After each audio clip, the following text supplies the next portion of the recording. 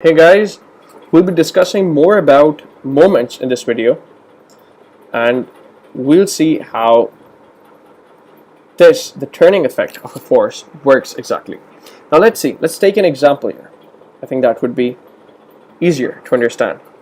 Let's say I have a ruler here.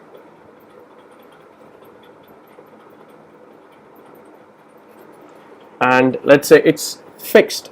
That is, this is the 0 mark. This is 10, 20, 30, 40, 50, 60, 70, 80, 90, and 100. And let's say this is 110 centimeters ruler. So, alright, so this is 10, 20, 30, 40, 50, 60, 70, 80, and these are the marks here. So, let's say this is the case. And I tell you that at the 50th mark, it is pivoted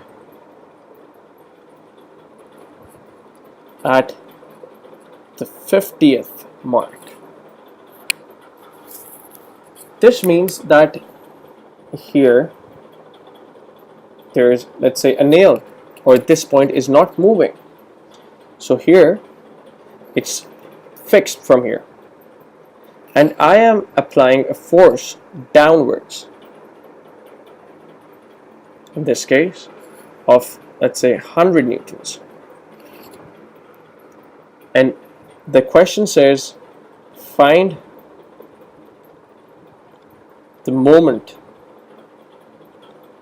of this force.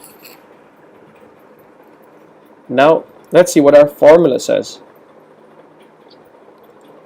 Formula says m is equals to F times t, which is the force times the perpendicular distance. If you can't remember it, then just write d perpendicular. So if I want to find out the moment, simply be m is equals to force, which is 100 newtons here in this case, times the distance, the perpendicular distance. You should always remember that this is the distance that they're talking about, because it's a perpendicular distance. That will always be making a 90 degrees with the force. So you can just simply see that this is the 110th mark and this is the 50 mark. This is 10, 20, 30, 40, 50, 60 centimeters. So this distance is 60 centimeters, which in our SI units, because we know that we always, whenever we do some calculation, we always have to maintain one unit. So this is converting this into SI unit would become 60 divided by 100, which is 0.6 meters. So this is my distance, and if I multiply this would give me 0.6. 100 times the distance, 0.6. The moment would be 60. This would give me 60. But what is the unit? The unit of force is newtons. Let's see. The unit of force is newtons times the unit of distance is meters. Simply, the unit of moment would be Newton times meter. So this is my answer. The turning effect of this 100 Newton force would be 60 Newton meter. And you can see the direction of this motion would be in this direction, which is clockwise. And since we know that there are two possibilities of the motion, one in clockwise direction, the other in the anti-clockwise direction, so we would have to mention the direction as well. So I would write 60 Newton meter in the clockwise direction. Now that is my complete answer of the moment. Let me take another example here.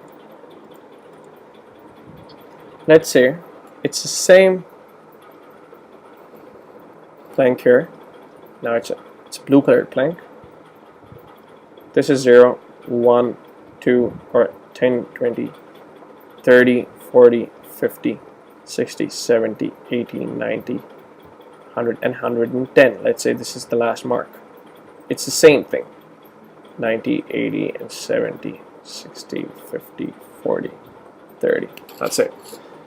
Okay, so earlier we had our pivot on the 50th mark.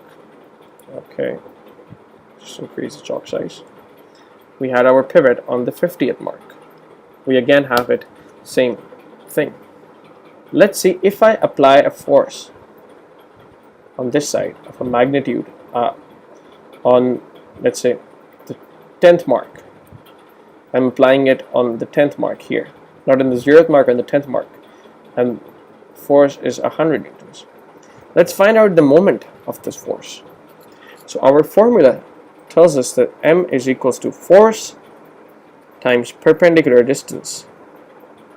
So simply just plug in the values. Let's find out the values first. So m equals to force, which is 100 newtons, times perpendicular distance, which in this case is from the pivot. So this is the force where this is the point where the force is applied. This is the pivot. So the distance between them, which is this distance, this becomes 10, 20, 30, and 40 centimeters.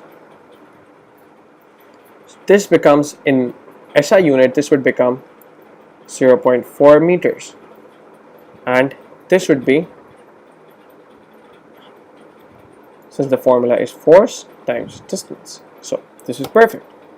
The moment, however, is 40 Newton meter, because we know how to calculate this. So the moment is 40 Newton meter, but you will have to mention the direction of this turning. In this case, the force is making it turn in this direction, which is the anti-clockwise direction. So you would have to write it like this: 40 Newton meter in the anti-clockwise direction. So this is how we calculate simple, very simple forces. We'll be doing more complicated examples in the next videos, and we'll make sure that you have this complete understanding, because this is a very essential concept. So thanks for watching. Stay tuned to it.